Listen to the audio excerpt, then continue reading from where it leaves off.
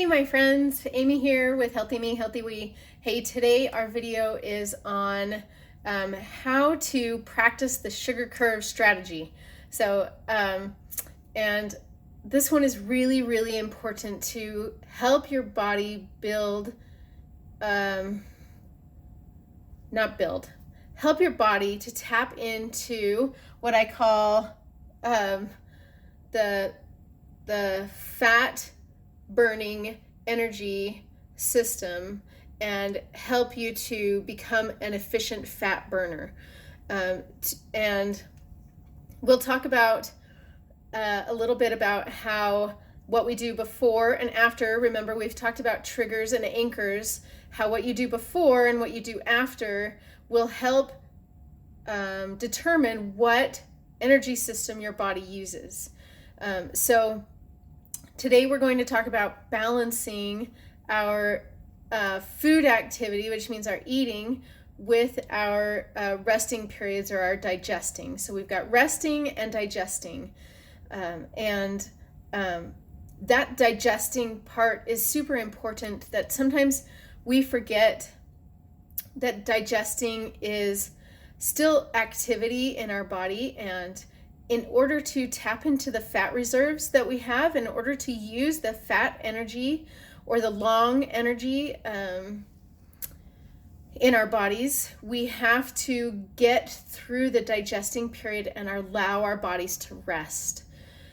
So today we're going to talk about the fast.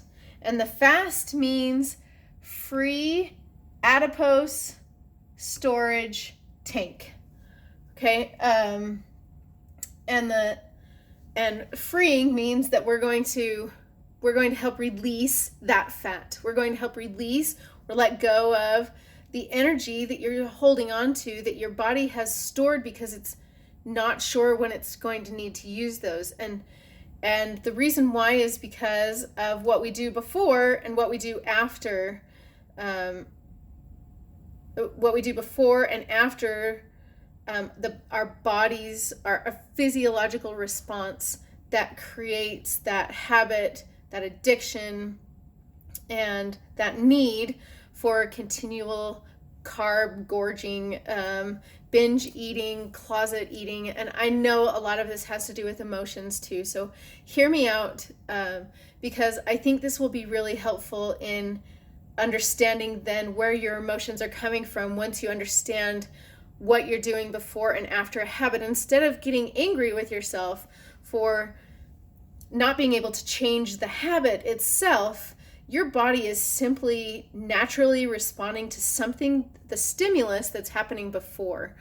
And so that's called our trigger. So with your nutrition, I want you to focus this week on balancing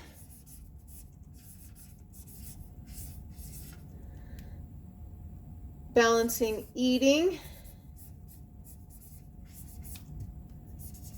and fasting. Okay? For equal amounts of time, regular amounts of time. Okay?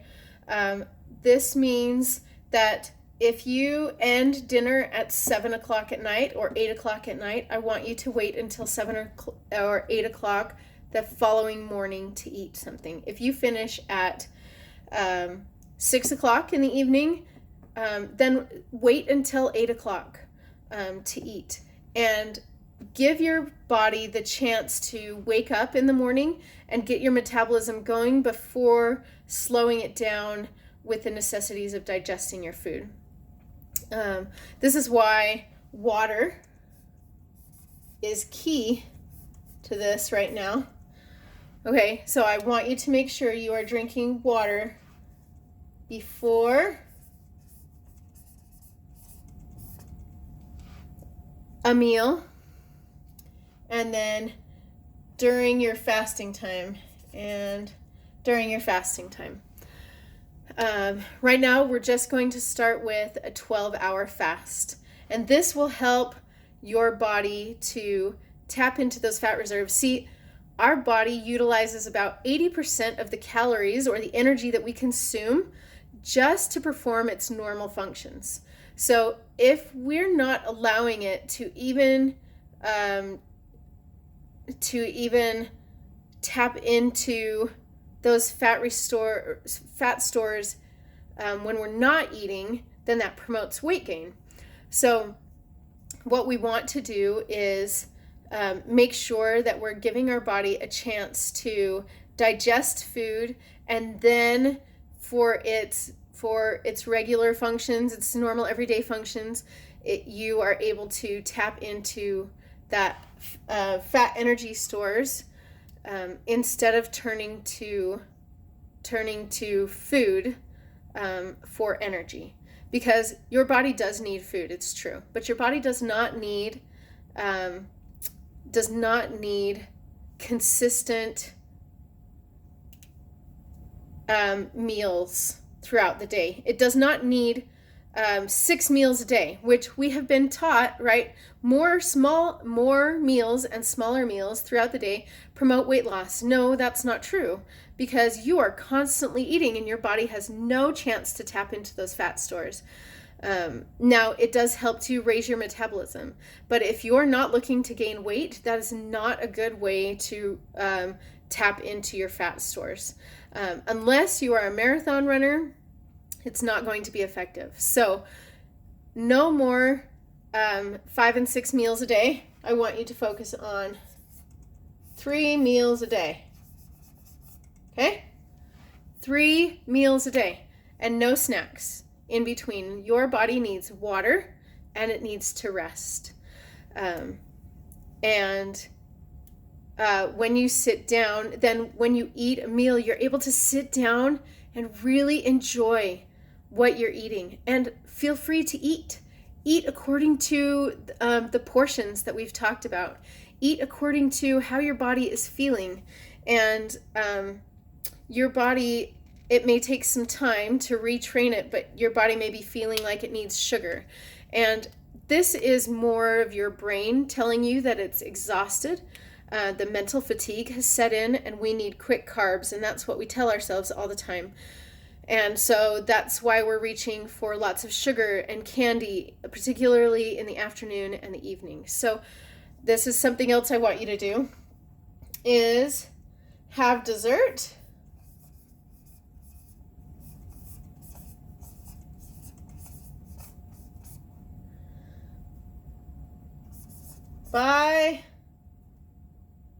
Let's see. I want you to go no later than 4 p.m. If you have dessert with lunch. Okay? I do not want it to be the last thing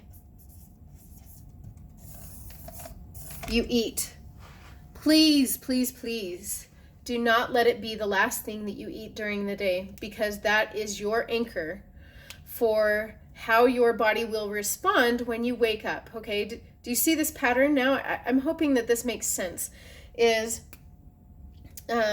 it, I wish I had my eraser. Okay, I'm gonna write it over here. If you end the day, here's your day's end. And if you end the day raising your blood sugar, which we have talked about, right, with simple carbs, sugars, processed grains, and even excess amount of protein, will stimulate those hormones to store your fat, okay? Then it will take, so it's up here and it will continue to rise. So it will take a long time for it to get down, and then it will go lower than what you're expecting. So then, let me trade colors here. By days beginning, the next day, you are feeling maybe nauseous, sick to your stomach.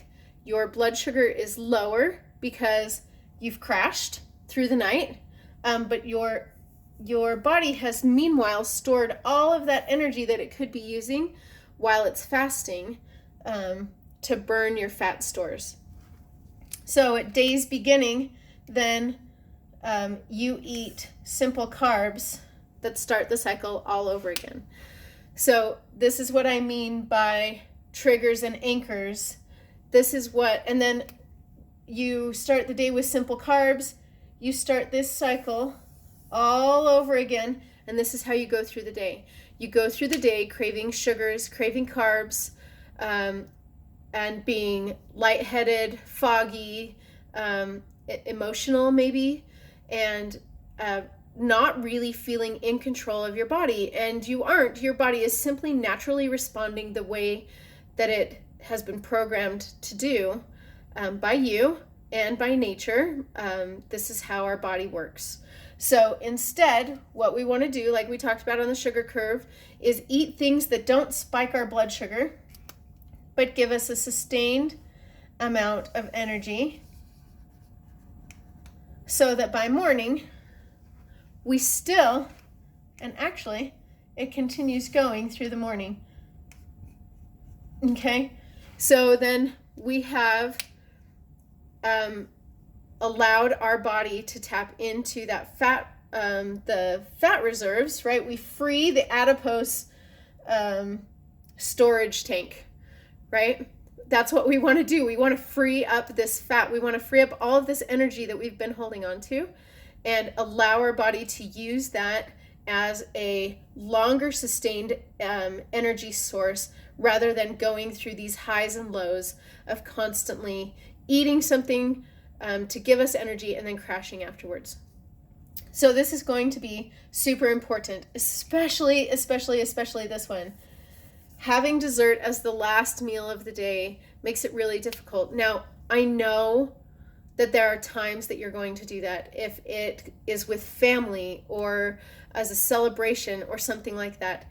If you can modify it with your family and have dessert at a different meal, or have it right after right after a meal, right after lunch as a celebration, or right after breakfast, something like that, where you can allow your body the chance to kind of taper off with that surge of energy. And after we have eaten proteins and fats, that sugar is not as quickly absorbed into our bloodstream, and so it will be easier for us to tap into our fat stores because our body is not producing an excessive amount of hormones to compensate for the imbalance in our nutrients in our body.